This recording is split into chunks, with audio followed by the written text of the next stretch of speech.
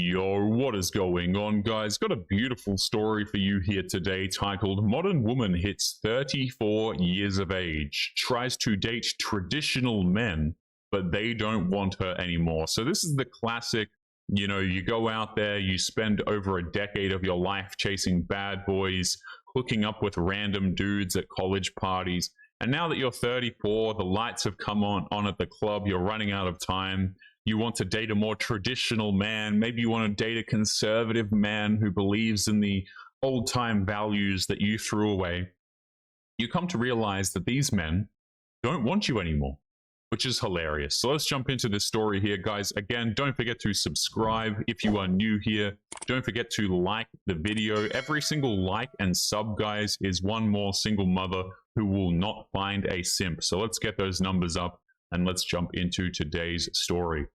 After years of prioritizing her career and quote-unquote exploring options, a 34-year-old woman tries to settle down with a stable traditional man, only to discover those men no longer see her as a good option.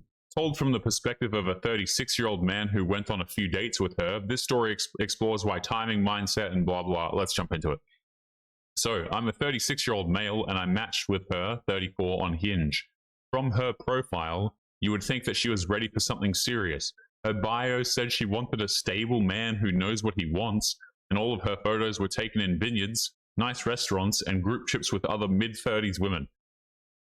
By the way, guys, whenever women put crap like this in their bio, where like they say anything along the lines of done with hookups, or they're looking for stability, things like this, especially if they're like, what is she, 34 here?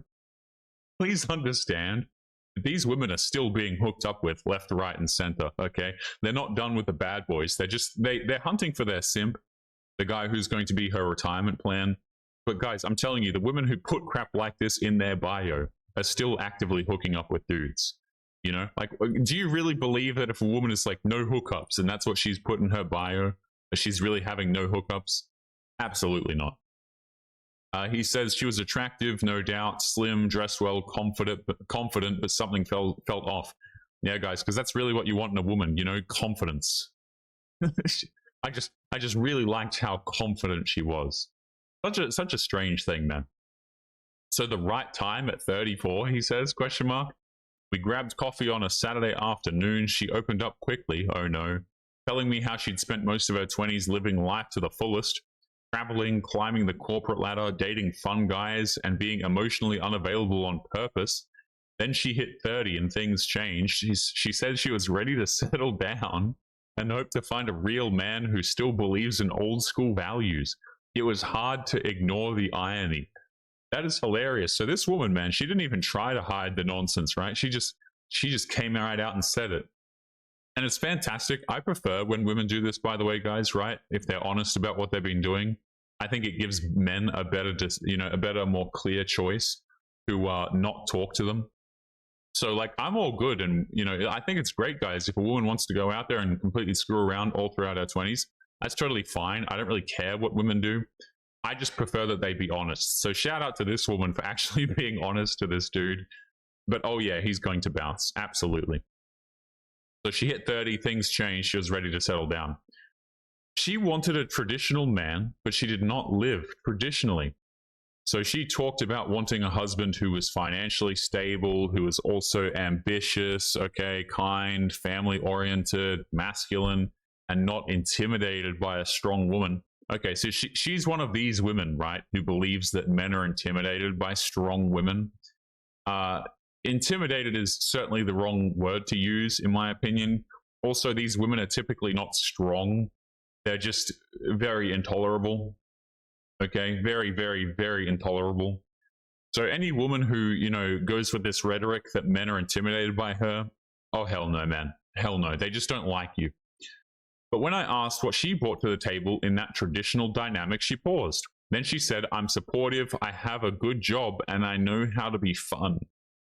Oh no. So she's one of those people, right, where like she thinks that her job position is going to help her land a higher quality man. As if men care about women's careers, which we don't, by the way. That's actually what women care about typically, you know. Women care about men's futures. They care about what kind of jobs we have. Typically, your average man is not out here thinking that a woman is more attractive because she's a hedge fund manager, okay? We don't care. But she seems to think that because she has a good job and she knows how to be fun, this is going to help her. If anything, guys, these two things might be detrimental, really, especially the know how to have fun thing. Like, this just tells you that she's a party girl. This is the only thing that's remotely useful to a man that he might go, oh, okay, sounds interesting, you know? She says that she's supportive, but she doesn't say in what capacity at all. There was no mention of loyalty, he says, partnership, or wanting to grow together. It was more about what she felt she deserved and not what she was offering. As we got to know each other over a couple more meetups, I don't know why this dude kept meeting up with her, by the way, I have no idea. I realized that she hadn't actually changed, she just got older. She'd occasionally reference exes from her 20s who didn't commit or cheated, almost like she was still trying to prove that she'd made the right choices back then. She still rolled her eyes at the idea of cooking for a man and made jokes about not being anyone's maid.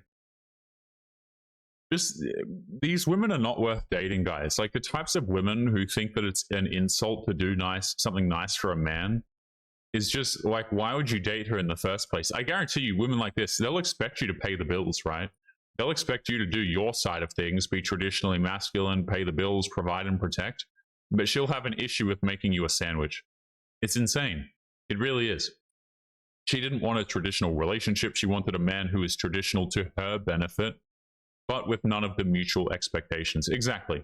He says, on our fourth date, she asked me why I was still single. I told her I had spent most of my 20s building my business, improving myself, and now I wanted someone to grow with, someone who respected me and brought peace, not chaos.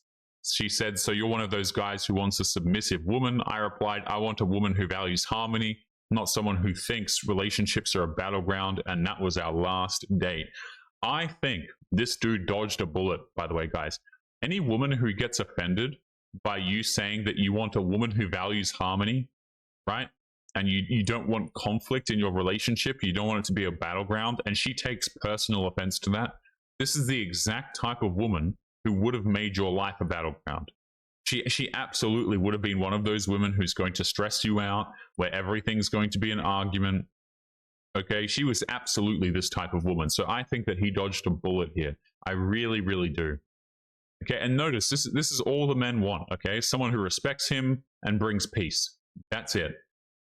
That's the entirety of what this man listed as what he wanted. Someone who respects him and brought peace. It's not like you have to go out there and be a millionaire. You know, men aren't requiring women to go out there and make six figures, which, by the way, is significantly more difficult than these two things. Okay, and again, I want to point out, guys, before we continue, this guy spent most of his 20s building his business, improving himself, and now he's looking for a long-term relationship. I would argue there's a good chance this dude was probably invisible to women all throughout his 20s as well. Because oftentimes these women, they don't care who you are unless you've already done the work, right?